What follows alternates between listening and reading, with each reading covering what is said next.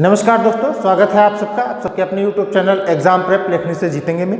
और आज हम जो है चर्चा करने जा रहे हैं प्रविधियों की अगली श्रृंखला में। हमने बताया था कि ये लास्ट क्लास होगी हमारी प्रविधि को लेकर, ठीक है, लास्ट वीडियो होगा आप लोगों तक जो पहुंचेगा।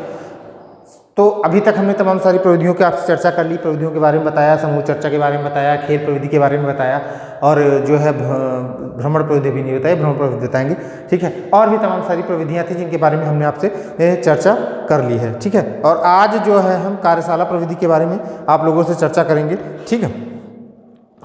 योगात्मक विधि है, खेल तमाम सारे हैं, ठीक। तो कार्यशाला प्रविधि जो है, कार्यशाला मतलब देखो, कार्यशाला का मतलब कार्य का आयोजन, कार्यशाला का मतलब कार्य का आयोजन। कार्य का आयोजन जो है किसी भी कार्य को, देखो सीखने के लिए किसी भी कार्य का आयोजन करना बहुत आवश्यक होता है, ठीक है। दो तीन चीज़ें जान लीजिए। एक, शिक्षण के बारे में हम आप लोगों को बता रहे हैं तो शिक्षण से इसको रिलेट करिएगा हमेशा, ठीक है। अगर शिक्षण शब्द मैं भूल जाता हूँ या नहीं बता रहा हूँ तो इसको आप कार्यशाला से कहीं शादी ब्याह और किसी फंक्शन या और किसी कार्यक्रम के से जो है उसका रिलेशन मत बनाइएगा, ठीक है। और दूसरी चीज़ ये है कि ये ऐसे चैप्टर हैं जिनको शायद ही कोई शिक्षक पढ़ाता हो, पढ़ाते भी होंगे तो सिर्फ नॉर्मल सा आपको एक जो है बता देंगे कि ये प्रविधि होती हैं, ये होती हैं, इतना डीप कोई नहीं जाता इसके अंतर्गत। मैंने जो है इन चैप्टर्स को उठाया है और उसका मेन रीज़न ये है कि ये आपको पेडागॉजी के पोर्शन में काम आने वाले हैं, ठीक है। बहुत ज़्यादा पेडागॉजी, तथ्यात्मक भले ही इससे क्वेश्चन ना पूछे जाए, मैं इस बात से इत्तेफाक रखता हूँ कि तथ्यात्मक इससे क्वेश्चन ना पूछा जाए, कोई फैक्ट इससे ना पूछा जाए, लेकिन ये आपके काम कहाँ पर आएंगे, जब आप पेडागॉजी का पोर्शन जो है पढ़ रहे होंगे, पेडागॉजी क्वेश्चन कर रहे होंगे, तब आपको ध्यान में आएगा कि सर ने ये सारी चीज़ें बताई थी, तो वो निकल के आएंगी, ठीक है। तो हम कार्यशाला की चर्चा कर लेते हैं। देखो, कार्यशाला को इंडिविजुअल और थोड़ा सा बड़ा मैंने पढ़ाने का प्रयास किया है, थोड़ा सा बड़ा लिखने की कोशिश की है, और उसका मेन रीजन यही है कि कार्यशाला थोड़ा सा इंपॉर्टेंट है, ठीक है। इंपॉर्टेंट इसलिए है कि जब बड़ी कक्षाओं में आप जाएंगे तो कार्यशाला का आयोजन किया जाता है, छोटी कक्षाओं में भी कार्यशाला का आयोजन कर सकते हैं, लेकिन वो इतने व्यापक रूप में नहीं होता है, ठीक। तो इसके बारे में जान लीजिए। लिखा हुआ है, अर्थ क्या है कार्यशाला का। कार्यशाला एक निश्चित विषय पर परिचर्चा का प्रायोगिक कार्य होता है। कार्यशाला जो है एक निश्चित विषय पर, कोई एक निश्चित विषय है उस पर जो है परिचर्चा की जाएगी, ठीक है। और अब जब परिचर्चा की बात आ गई, परिचर्चा का मतलब अब समूह की बात होगी, ठीक है। परिचर्चा है तो समूह जरूर होगी, जिसमें सभी प्रतियोगी सदस्य अपने ज्ञान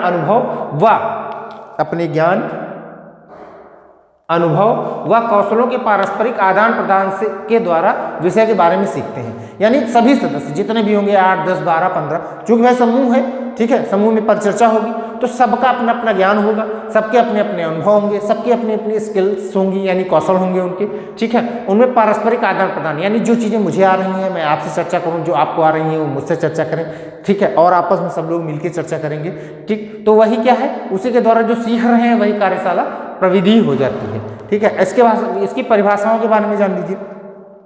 कार्यशाला आमने सामने का ऐसा प्राथमिक समूह, ठीक है, जिसमें सामाजिक अंतःक्रिया अधिक नजदीक और प्रत्यक्ष होती है, ठीक। सामाजिक अंतःक्रिया, सामाजिक अंतःक्रिया का मतलब सोशल इंटरेक्शन की बात कर रहे हैं। सोशल इंटरेक्शन का मतलब जब 4 लोग बैठेंगे, 5 लोग बैठेंगे, 10 लोग बैठेंगे तो एक दूसरे से इंटरेक्ट होंगे, वो एक समाज बन गया है। और समाज से जब इंटरेक्शन होगा यानी अंतःक्रिया होगी तो क्या क्या होता है उसके अंदर, यह सदस्यों पर सामाजिक नियंत्रण भी रखती है। यानी कार्यशाला जो है वहाँ पर आप कोई अभद्र भाषा का प्रयोग नहीं कर सकते, किसी के साथ दंडवत व्यवहार नहीं कर सकते, मारपीट नहीं कर सकते, ठीक है, किसी पर कोई टीका टिप्पणी नहीं कर सकते। कार्यशाला आपको सीखने के लिए, आपके काम के लिए जो सब्जेक्ट है, जो विषय है, उस विषय पर आधारित की जाती है, इसलिए सिर्फ विषय पर बात करनी है, ठीक है। सामाजिक नियंत्रण यही चीज़ होती है। सामाजिक नियंत्रण का मतलब ये है कि आदमी सभ्यता से रहे, उसकी एक संस्कृति होती है, उसी संस्कृति के साथ रहे, ठीक है, उन्हीं सब चीज़ों को जो सीख रहा है। क्लियर है यहाँ तक बातें? ये डॉक्टर प्रीतम सिंह के अनुसार ये परिभाषा दी गई है, ये ठीक है। अर्थ हमने आपको बता दिया ऊपर क्या होता है। अब नीचे लिखा हुआ है, ये देखो शिक्षा शब्दकोश से लिया गया है। कार्यशाला एक शैक्षणिक प्रविधि है जिसमें समान रुचियों और समस्याओं से युक्त व्यक्ति उपयुक्त विशेषज्ञों के साथ प्रायः आवासिक कई दिवसों की अवधि में, आवासिक का मतलब रहकर, कई दिवसों मतलब कई दिनों तक, ठीक है, अवधि में आवश्यक सूचनाएं प्राप्त करने और समूह अध्ययन के माध्यम से समाधान निकालने के लिए मिलते हैं, ठीक है। यह शिक्षा शब्दकोश से ली गई परिभाषा है। जो ब्लैक से लिखी हुई है। इनका कहने का मतलब यह है कि कोई भी एक समस्या है, कोई भी एक विषय है, उस विषय को ज़्यादा से ज़्यादा सीखना है, सबकी अपनी समस्याएं होंगी, उनका जो है सोल्यूशन यानी हल निकालना है। तो उस हल के लिए क्या करना होगा, कई दिनों तक उसमें जो है परिचर्चा चलेगी, ठीक है, लोगों के बीच में आयोजन होंगे और वो आवासिक भी होंगे, मतलब सुबह गए अपना 10 से 5 या 10 से 8 या जो भी समय उन्होंने निर्धारित किया, उस निर्धारित समय के अनुसार जो है पढ़ेंगे, बात करेंगे, एक दूसरे से समस्या का जो है समाधान निकालने की कोशिश करेंगे, परिचर्चा करेंगे उस पर, ठीक है। और समूह में अध्ययन होगा, जब लोग रहेंगे तो समूह में अध्ययन होगा। ये मूलतः बात थी यहाँ पर, ठीक है, ये परिभाषाएं थी।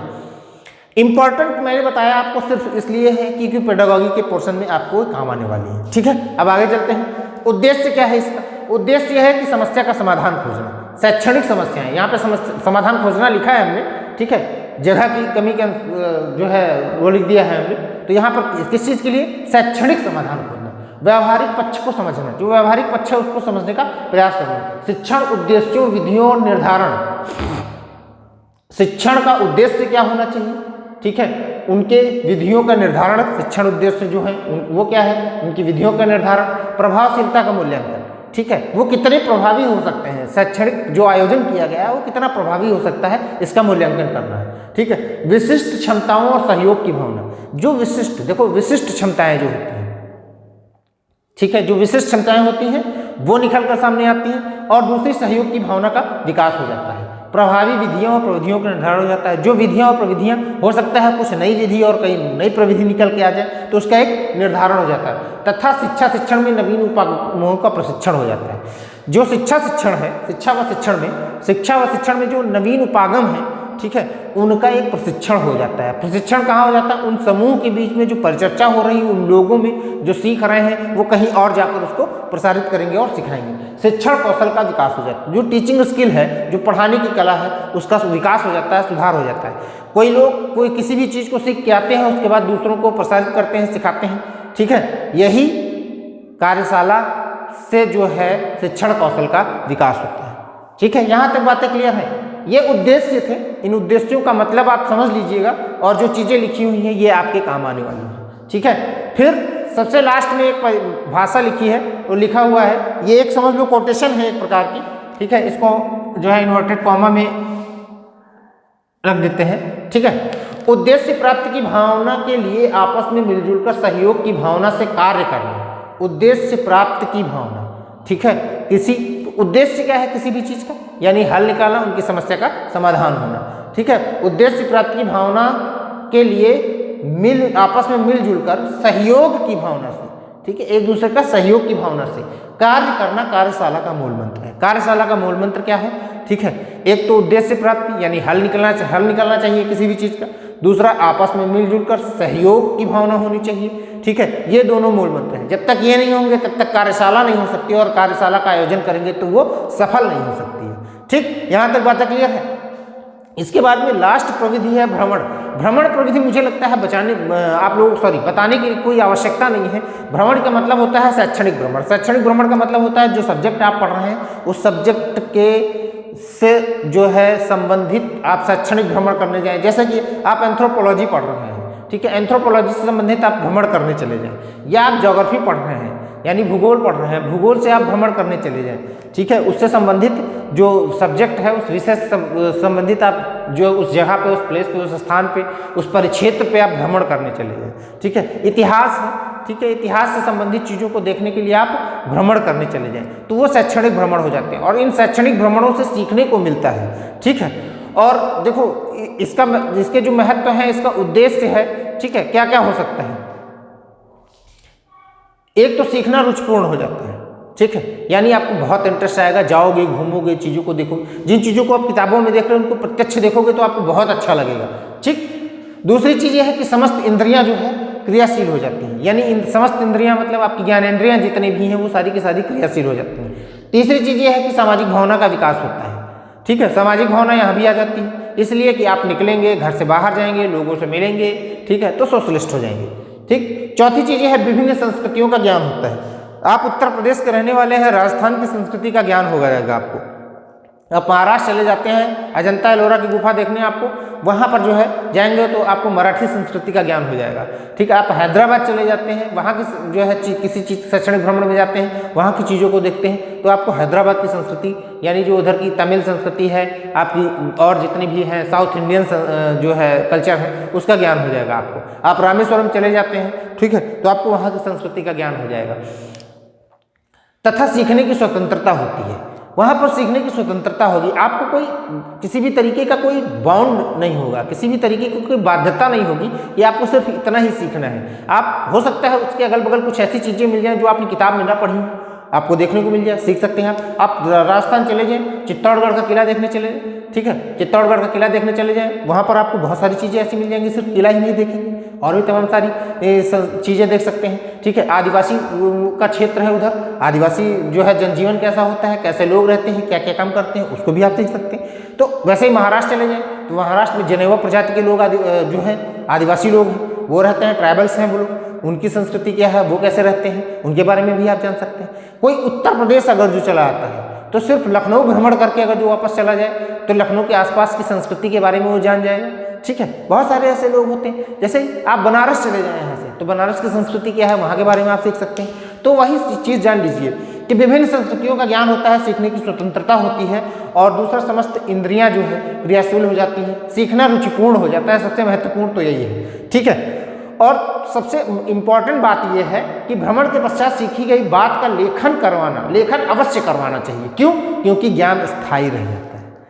ठीक है, अगर आप शिक्षक हैं तो लेखन करवाइए, यदि आप बिगनर हैं, सीखने जा रहे हैं, आप लर्नर हैं, तो आप खुद लेखन करिए उसका। वहाँ पे जाएंगे, चीज़ों को समझेंगे, आपको पता चलेगा वहाँ पे।